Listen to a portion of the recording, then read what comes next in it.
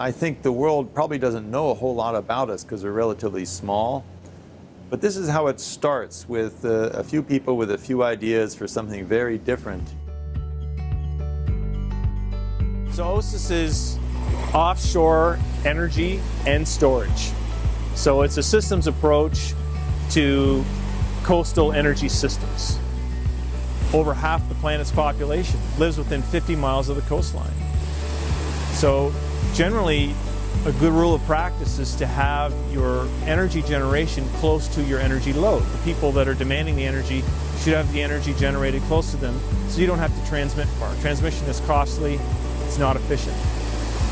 And it happens that the coast provides a lot of opportunities for energy generation. Excellent wind resources, wave resources, current and tidal resources, mineral resources, the water itself is a resource. Of course, there's variability in these resources, and that's where the storage comes in. It helps to smooth those things out. And they must be integrated together for things to work properly. They shouldn't be examined as separate pieces. And that's what OSESS does. So in some respects, the emphasis on bringing back coal or hydrocarbons or whatever you want that is causing a lot of hand-wringing and consternation, that just means that those of us who work in renewables say, wow, okay, we've got to make the cost of renewables that much cheaper, that much faster. So it catalyzes us to be even more formidable. So this is what ends up happening. And the physics is saying already, we're going to win. So I'm very optimistic. The best way to think about energy storage is like this. If you have a kitchen and you need a certain ingredient, you need a potato, but you have to run to the store every time to get that potato, that is inefficient. And that is how the grid operates now. We use electricity as it's generated. Now, if you take a kitchen and you put a pantry in it where you can store everything else, and you only have to go to the grocery store once, suddenly everything's a lot more efficient. So that's a really nice way to look at energy storage. In the UK, we've got more than enough energy to run all the country's needs 2 times over and then some. We could export some as well without ever burning a kilogram of gas or burning any coal and so forth. And it is important to not release carbon dioxide into the atmosphere.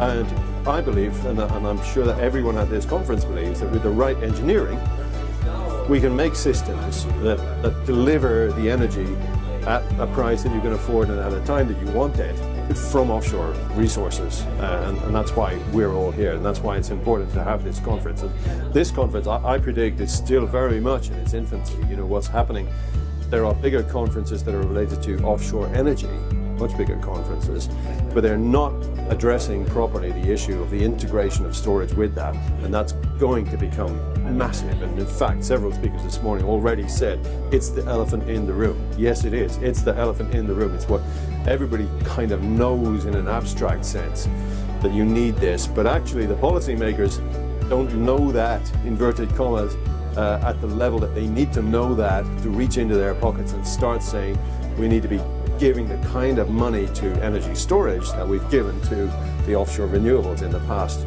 And that's a reality that's going to come. The other piece to all of this is, of course, while the technology advances and goes beyond conventional, to really bring a lot of this innovation to market, you need to have equally innovative financial policies. And in addition to the engineering innovation that we've helped Hydrostore with and other companies on the energy storage front and other offshore initiatives, we're very heavily involved now with innovative financial tools to help modernize markets that will help monetize the types of services that some of these innovative technologies will provide.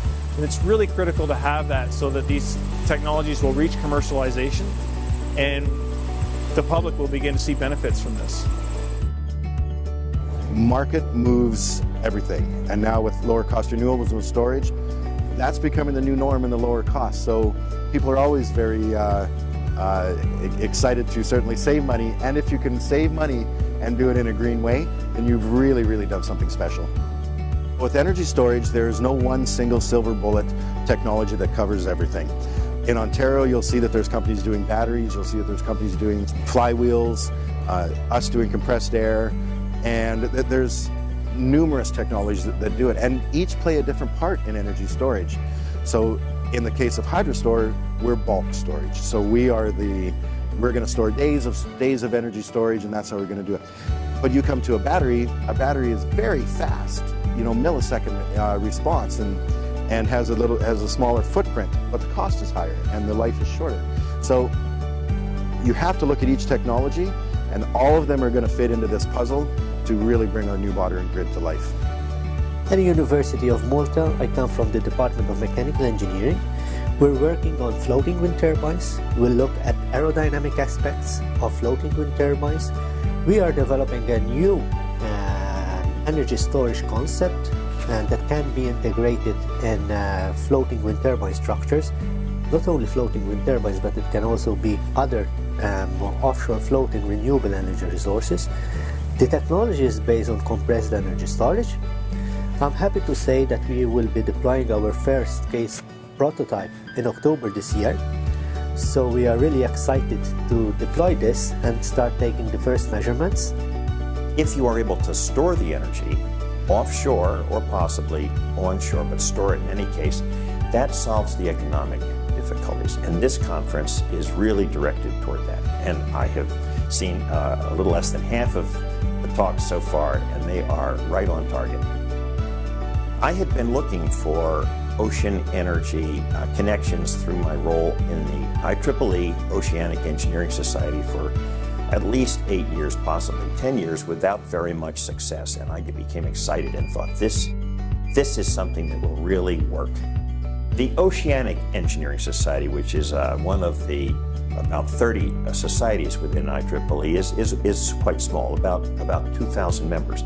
But we cover all sorts of things that are oceanic, things involving cables, connectors, acoustic noise in the ocean, and it is a wonderful home for offshore energy because offshore energy needs all of those things. It needs structures, it involves policy, all included within the Oceanic Engineering Society.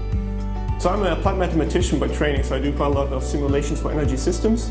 For this conference, I'm looking at hybrid renewable energy systems, which are systems which combine different forms of renewables, for example, wave energy, wind, with battery storage and backup generation to supply energy for off-grid or remote locations.